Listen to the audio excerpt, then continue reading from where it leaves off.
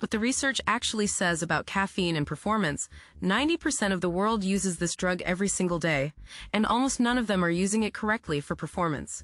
Welcome back to the Real Bio Protocol, the channel where we break down the science of peptides, fitness, and health optimization that most people will never hear about. Today, we are diving into something that could completely change the way you think about caffeine and athletic performance. We are going to cover exactly how it works, what the real science says, the results you can expect week by week, and exactly what you need to do to get the most out of it. Stay with us until the end because we are going to give you the full protocol.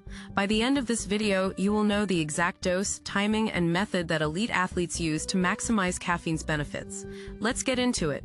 ACT1, the setup here is what the mainstream tells you about caffeine. Drink your coffee. Feel awake? Go to the gym. Simple, right? Wrong.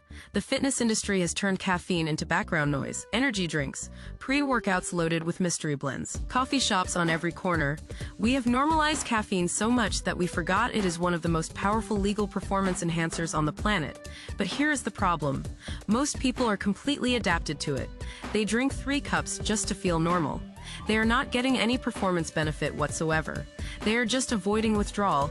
The International Olympic Committee has studied caffeine for decades. They used to ban it at high doses. Now they do not. Why? Because they realized everyone was using it anyway, and it actually works. Yet your average gym goer has no idea how to use it properly. They are either chronically tolerant or they are taking it at the wrong time in the wrong dose.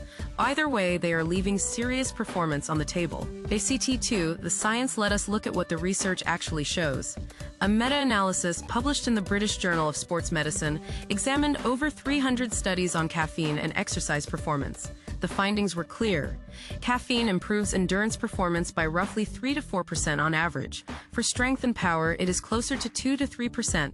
That might sound small, but for competitive athletes, that is the difference between first place and not making the podium. Research published in the Journal of the International Society of Sports Nutrition found that caffeine enhances reaction time, focus, and perceived effort during training. You literally feel like the workout is easier even though you are performing better. But here's what most people miss. The dose matters enormously. Studies consistently show the optimal range is 3 to 6 milligrams per kilogram of body weight. For a 180-pound person, that is roughly 250 to 500 milligrams. Your average cup of coffee has about 95 milligrams. That fancy pre-workout might have 150. Neither is hitting the performance threshold for most people. ACT3, how it works. So what is caffeine actually doing in your body? Think of adenosine as your brain's sleep signal.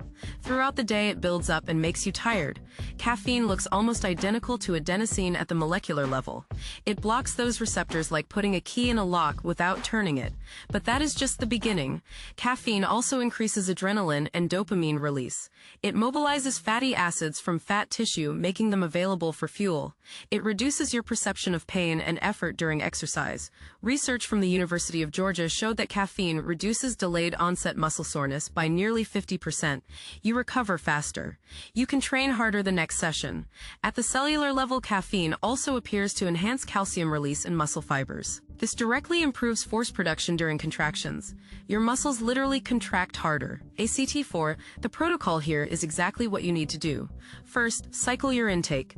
If you are drinking caffeine daily, you are tolerant. Research suggests 5 to 7 days of abstinence can restore full sensitivity.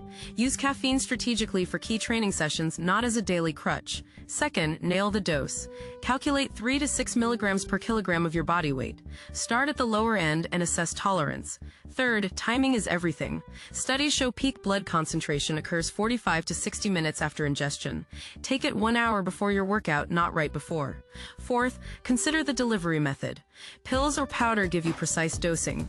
Coffee works, but absorption varies based on brewing method and individual metabolism. Fifth, stop caffeine intake at least 6 hours before bed. Sleep is when you recover. Caffeine destroys deep sleep even if you fall asleep fine.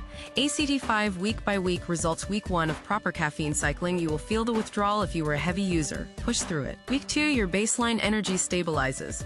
You will notice you actually feel awake without stimulants. Week 4, you reintroduce caffeine strategically. The effect will feel like the first time you ever had coffee. Week 8, you have established a sustainable pattern. Performance days, get caffeine. Recovery days, stay clean. By week 12, this becomes automatic. You are getting maximum benefit without tolerance buildup. The The science is out there and now you have it. That is why we are here. This is the Real Bio Protocol.